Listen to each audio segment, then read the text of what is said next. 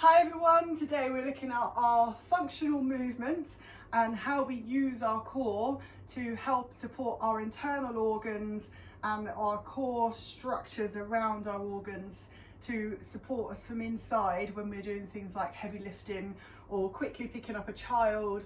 And these are things that I want you to try and get in the habit of doing on a daily basis, so you're always thinking before you lift something heavy, lift up in the pelvic floor, drawing the tummy muscles in to support the lower back and to support the core. So lifting up the pelvic floor from the back passage, and then we're imagining a zip going up to the belly button.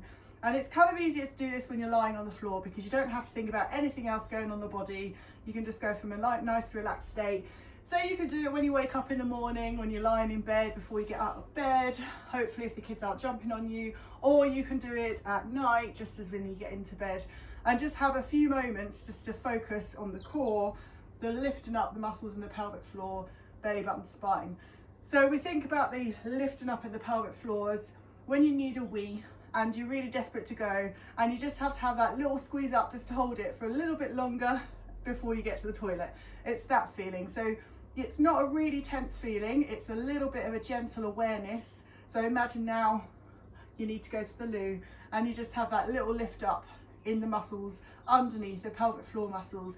And the more you get in the habit of doing this, you'll find that you get better awareness at doing this, and you can go deeper up internally.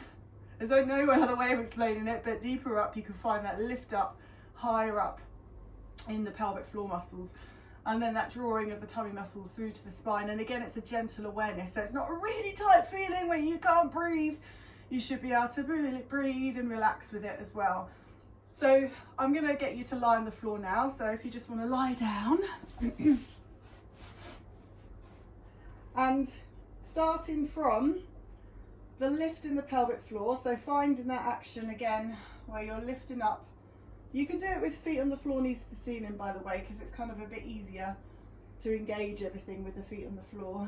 So you're lifting up in the pelvic floor, and I want you to go to what you would think of as 100%. So really tight, lifting up in the pelvic floor. I don't advise you doing this too often, but yeah, so I just got my heater away from my head. So you're lifting up in the pelvic floor really tight, and then release.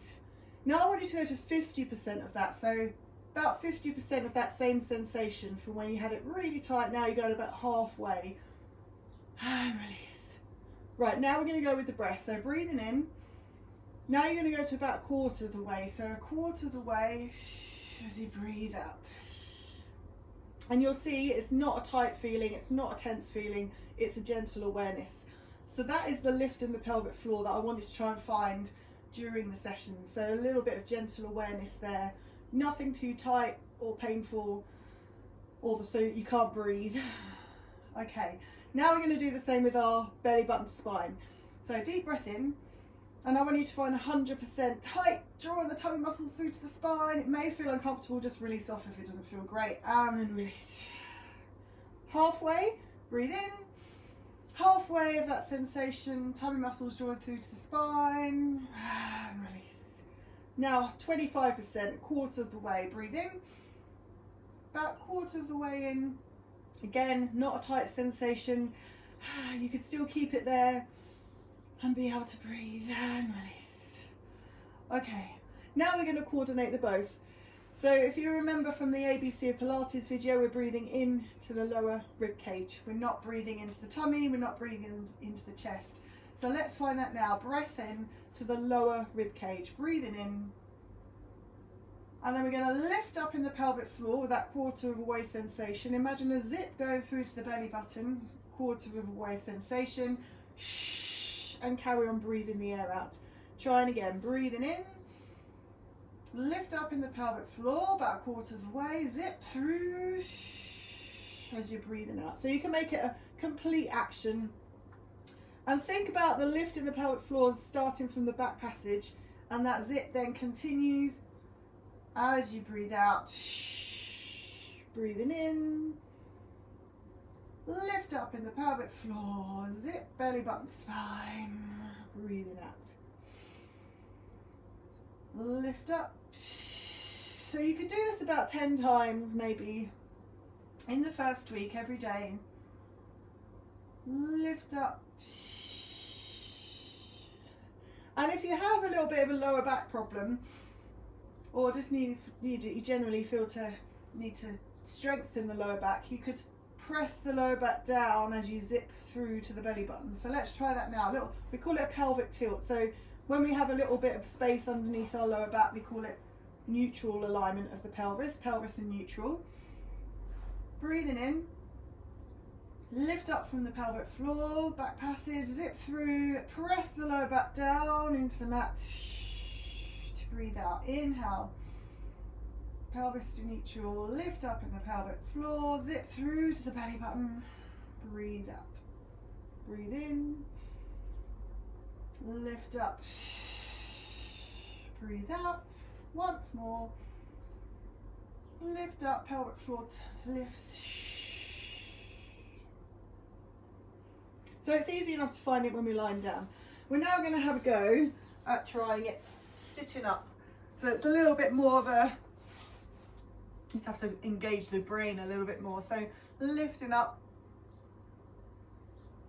and zip through, belly button spine. At this point we're not doing a pelvic tilt, but we can practice that in a moment. So breathing in through the nose into the lower rib cage, lift up in the pelvic floor, zip through.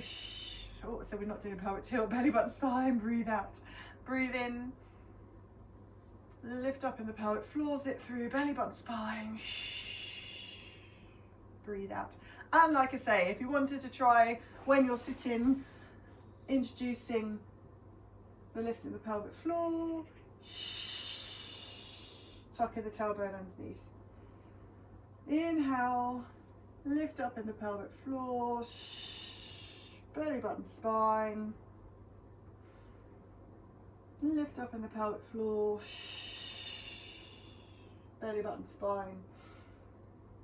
Okay, so you can see how you can take time to just sit calmly, lie calmly, just to get used to that feeling of coordinating the lift with the pelvic floor with the breath, so that when you go to pick up your child, for example, once you've got the hang of all this, when we're looking at how we pick up a child, maybe you could try bending from the knees, not hunching the shoulders over, keep the shoulders back and down, breathe in, breathe out, lifting up in the pelvic floor, belly button spine, and then bringing your child in. Try not to do the hip thingy all the time if you can avoid it. Try and get the weight evenly distributed. So your kids' legs normally, they wrap around you, don't they? So hugging them this way. Let me just adjust my camera a little bit here.